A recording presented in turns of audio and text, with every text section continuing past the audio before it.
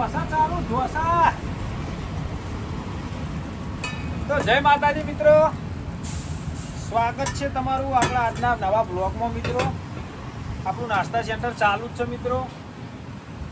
Nano વિઘન આપતો હતો મિત્રો, પણ એ તો જિંદગી જીવન છે તો આવતો રહેશે, નો ટેન્શન. પહેલાં નાસ્તા સેન્ટર ચાલુ કર્યું એટલે બીમાર પડ્યા, કહેતા નહીં સુધરે એટલે વિઘન હવે આવશે, બહુ તકલીફ પડશે.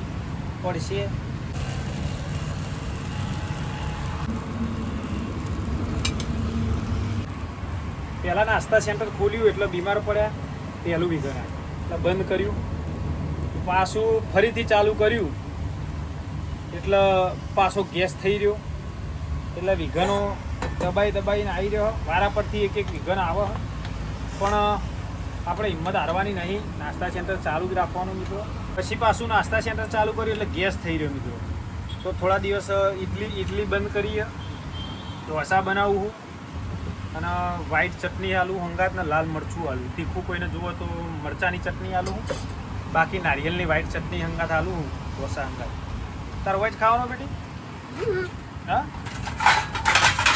હવે એક વિઘન તો પેન્ડિંગ કે રોડ આપવાનું એરીએ માપણી થઈ જઈએ, પણ જેટલા આવે એટલું ખરું. આપણે તો ચાલુ જ રાખવાનું મિત્રો. તો નાસ્તા સેન્ટર બંધ નહીં કર્યું, ચાલુ જ છે. ગોવાજી નોકરી જાય એકલો હોઉં એટલે આજ છોકરાને રજા હ એટલે વિડીયો ઉતારવા માટે બોલાવ્યો મિત્રો. એ આવ્યો ઢોસો ખાવા એટલે વિડીયો ઉતારું. બાકી એકલો હું ટાઈમના અભાવે અને એકલો હોય એટલે પોકી નહીં વળતો એટલે વિડીયો બનાવતો નહીં મિત્રો. બાકી કોઈ પ્રોબ્લેમ નહીં, વિડીયો બનાવીશું પણ ટાઈમ નહીં મળતો. ઓકે મિત્રો, બાકી બીજું કોઈ તકલીફ નહીં. કયો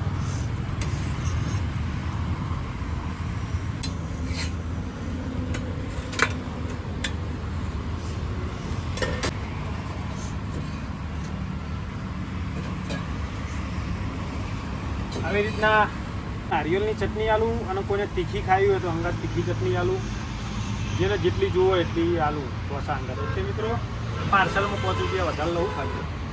બાકી તબિયત અત્યારે સારી છે, પણ સારી તો ઊંધી સારી છે. પછી અમુક ટાઈમે બીમાર પડી જવાય. તીખું તળેલું ખાધામાં આવી જાય તો દવા એ ઠપણવું પડે નહીં, સીધું દાખલ થવું પડે મિત્રો. એટલા માટે થોડું હાલ વિડીયો તમે મગજમાં લોડ ઓછો લઉં, આરામ રહે એટલું સારું. એટલા માટે વિડીયો બંધ કર્યા, આસ્તે બનાવી મિત્રો, ચિંતા ના કરતા વિડીયો. ઓકે મિત્રો, તો બને રહેજો આજના ચાલુ બ્લોગ. નાસ્તો કરવા છોકરો આવ્યો તો નાસ્તો કરી લઈએ મિત્રો. ક્રિસ્પી આ રીતની નારિયેળની ચટણી હોય.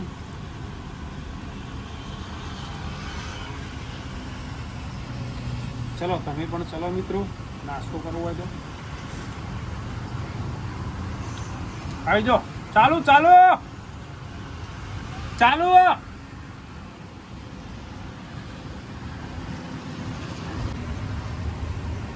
એક ગ્રાહક આવ્યા હતા નાસ્તો કરવા મિત્રો. નાસ્તો કરાવ્યો ને આ જો ડેટા ભાઈ આવ્યા, જય ગુરુ મહારાજ આવ્યા. બતાવું તો મિત્રો, જય ગુરુ મહારાજ આવ્યા અરવિંદભાઈ. બાપા સીતારામ. તો એમને વાત કરી, અમે 2 થઈને બ્લોગ બનાવશું એવું નક્કી કર્યું. કેમ કે ગોવાજી તો હવે આવવાના નહીં ગયા બરોબર, નિરાય નોકરી જતા. તો તું સક્ષમમાં આયે રોજ? હા, હું દરેક વિડીયોમાં તમને સાથ આપવા માટે અને આપણે પ્રોસેસ એવી કરવાની કે સારું કાર્ય કરવાનું. હા બરોબર, એટલે બ્લોગ બનાવીશું અને મહેનત કરીએ, જોઈએ અને તમે સાથ સહકાર આપજો આપણને. સૌનો સાથ સૌનો વિકાસ. ઓકે મિત્રો, ભાજપ યાદ આવી ગયું યાર. કરપ્શન બીજેપી ગમે તે રહ્યું ભલે ના હારતું, પણ જોવો તો બીજેપી ઇન્ડિયામાં આપણે એવું. હા, હું બીજેપી નો આશિક છું. બીજેપી ના નેતા અરવિંદભાઈ, જાણકારી ચાર્જ કરો અરવિંદભાઈ. નેતા તો નહીં, પણ એક આપણું એક પેલી છે બીજેપી, એટલે આપણી એક પેલી કહેવાય બીજેપી શાન કહેવાય, શાન. પણ બીજેપી તો બેટા લોકો ભલે ને ભાવ વધારે હોમાં રોજી વધારે નહીં યાર. હા, અરવિંદભાઈ યાર 300 નો પગાર હતો એની જગ્યાએ અત્યારે 500 રૂપિયા નથી આલતી સરકાર. હા, ખેડૂતને 2000 રૂપિયા કોણ આલતું હતું પેલા? અને તો સરકાર તો ગમે ત્યાં મોંઘવારી તો વધવાની જ છે. પેલી સરકાર આવે તોય લૂંટવાની જ છે. એ વાત આ સરકાર લૂંટતી નહીં. પણ લોકોને પબ્લિકના મનમાં એવું લૂંટતી થયું નહીં લૂંટતી નહીં મિત્રો. ગેસનો ભાવ વધ્યો પણ આમાં રોજી એટલી વધારે આવે ને. એ તો બધા ચલો અરવિંદભાઈ અમે નીકળીએ. વચોટિયા થઈ ગઈ બધાને. ના ખાતું તો કોઈ નહીં, મોટા ભાગનું ખાવાની તાકાત નહીં બીજેપીમાં. એ ખાવા વાળી સરકાર તો આખી કદી જિંદગીમાં આવવાની નહીં. એવું હા કદી જિંદગીમાં કોંગ્રેસ સરકાર નહીં આવે. અરવિંદભાઈ બે બ્લોક બનાવીએ ને આ એનું બ્લોક હા, હા, બ્લોકમાં આવી. બ્લોકમાં જય ગુરુ મહારાજ આપશી જય બાપા સીતારામ. તો બાપા સીતારામ આપશી અને ભેગા થઈ અને બ્લોગ સારું એવું બનાવીએ. કાર્ય કરીશું આપણે. ઓકે તો બ્લોગ બનાવીએ રે આવી તો મને સાથ સહકાર મળી રહ્યો. આમ એકલો પડું એટલે બ્લોગ નહોતો બનાવતો મિત્રો. તો જોઈએ હવે કેવું થાય બરોબર. ઓકે.